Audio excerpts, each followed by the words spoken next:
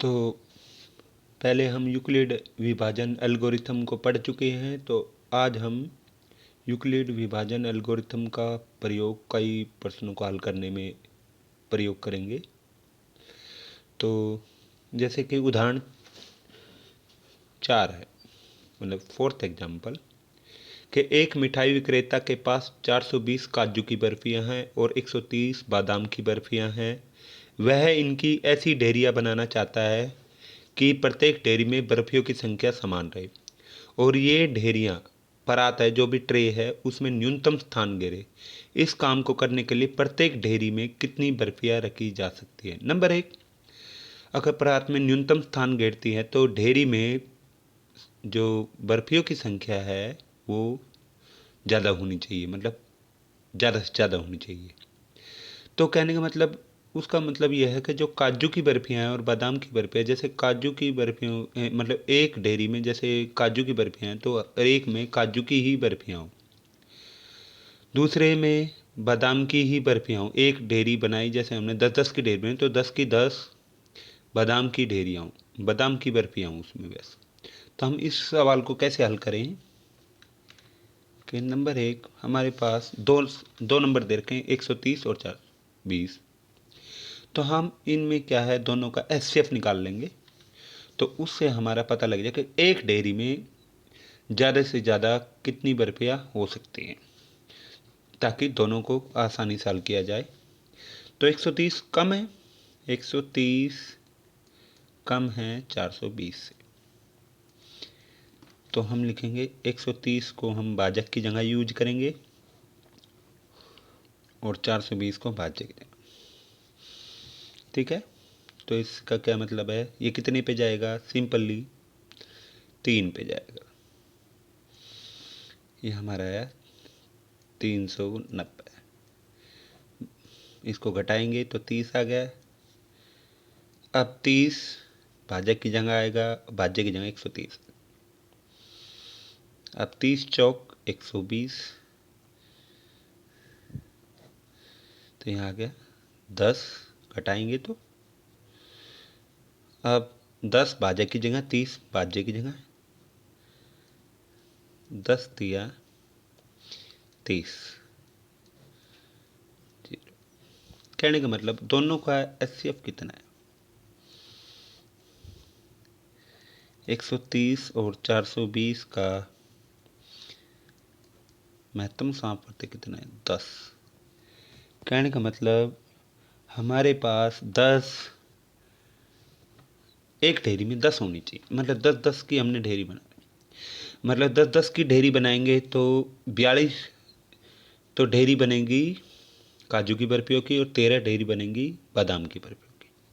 कहने का मतलब, ढेरी का मतलब है स्टैकिंग, जैसे कि आपने मिठाइयों की दुकान पे देखा होगा, स्टैकिंग मतलब मिठाई के ऊपर मिठाई रखी रहती है, इस तरह से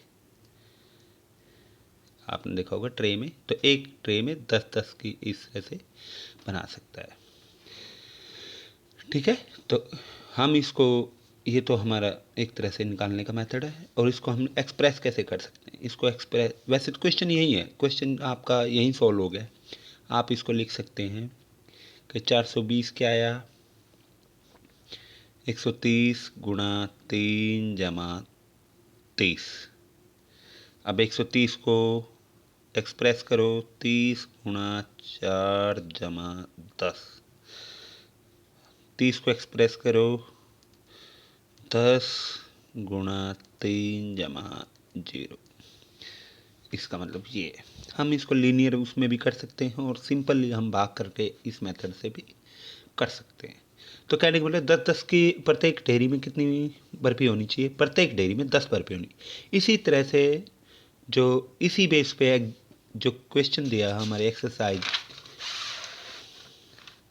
एक्सरसाइज किसमें 1.1 में, जो तीसरा जो क्वेश्चन है, थर्ड क्वेश्चन,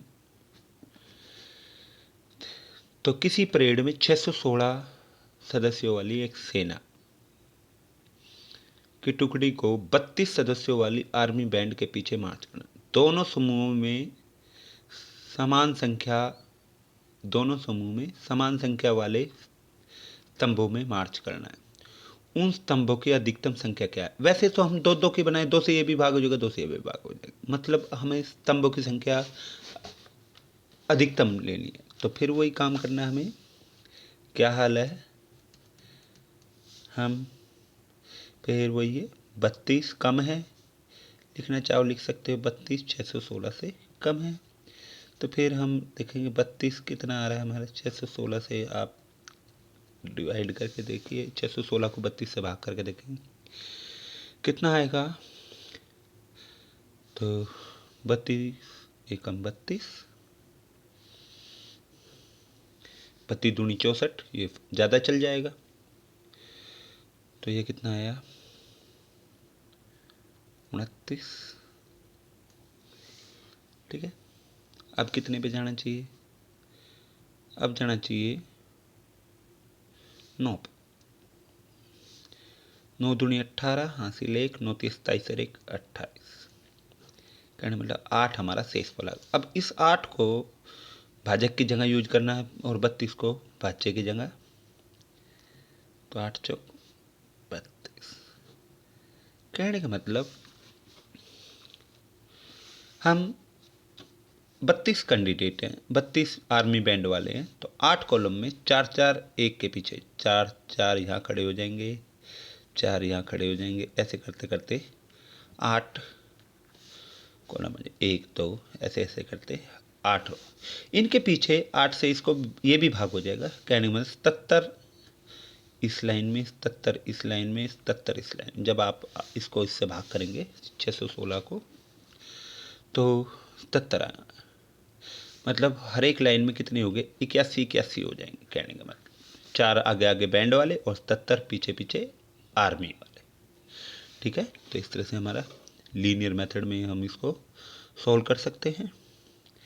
तो कहने का मतलब क्या हुआ, हम इसको लिखे क्या कि 616 कैसे लिखा जा सकता है, 32 गुणा 19 जमा 8। 32 क्या आया, 8 गुणा 4 जमा 0, मतलब HCFO 32 और 616 क्या आया आपका 8। कहने मतलब अधिकतम स्तंभों की संख्या कितनी है, कितने कॉलम हुए 8, आपको दिखाई दे रहा है 8 कॉलम।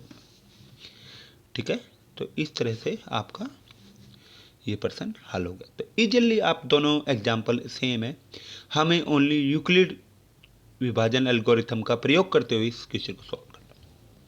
ठीक है, तो अब तक हमने इसमें पढ़ा कि यूक्लिड जो विभाजन एल्गोरिथम है केवल दो संख्याओं का एचसीएफ निकालने में ही प्रयोग किया जा सकता है। अगर दो या तीन, दो से ऊपर मतलब 3 संख्या है 4 संख्या है तो बहुत ही थोड़ा सा टिपिकल हो जाए, तो उसका प्रयोग हम आगे करेंगे। तो आप इन दोनों प्रश्नों को आप अपनी नोटबुक में उतार लीजिएगा और इसको समझने की कोशिश कीजिएगा। और जैसे कि मैंने ग्रुप में नंबर भी दे रखा है, तो आप अपना मतलब कोई भी अगर आपको डाउट है तो आप इसमें आसानी से पूछ सकते हैं। ठीक, थैंक यू सर।